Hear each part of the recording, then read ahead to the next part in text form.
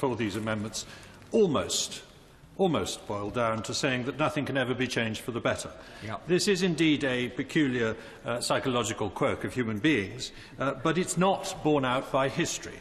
And as my noble friend Lord Lamont said, if this amendment is passed and we are in a customs union but not in the European Union, then the UK would be obliged to operate a system of external tariffs with no say in setting them.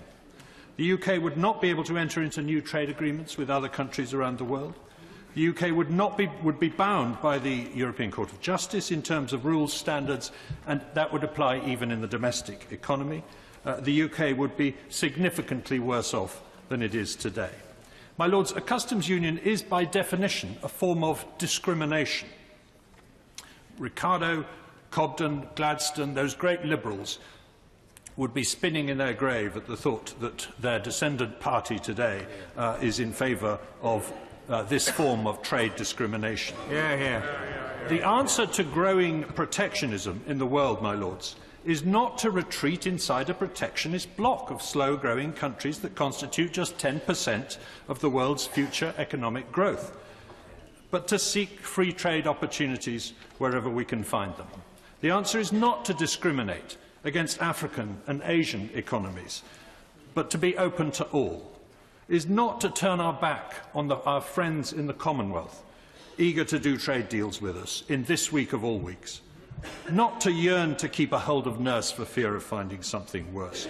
Not to embrace a model of harmonisation and identical regulation designed to prevent and extinguish innovation, but one of mutual recognition to learn how to achieve better ends by better means. Not to rely on a wall of protective tariffs to keep the world at bay, but to play to our strengths as a common law, English-speaking, scientifically advanced nation of shopkeepers and entrepreneurs. Not to be parochially regional, but to be ambitiously global. And not to listen to millionaire lovies and trekkies gathering in Camden.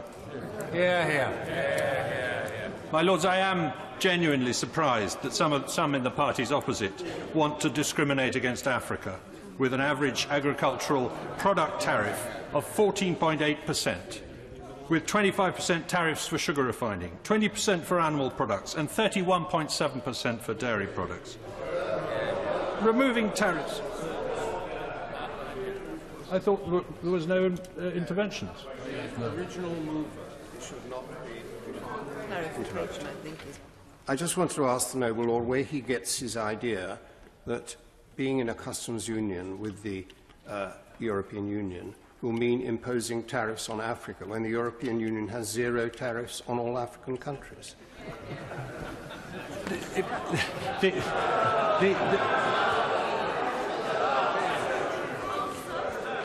The middle stump. The European Union has an external tariff. It applies to a considerable number of products from Africa, not all, admittedly, but it does apply to a considerable number of them. It also applies to Caribbean countries and Asian countries. And there is a 20% tariff, for example, on tomatoes. My Lords, to those who have not yet made up their minds how to vote on this amendment, I beg you to recognise this amendment for what it is. It is an attempt to wreck this bill and to prevent Brexit.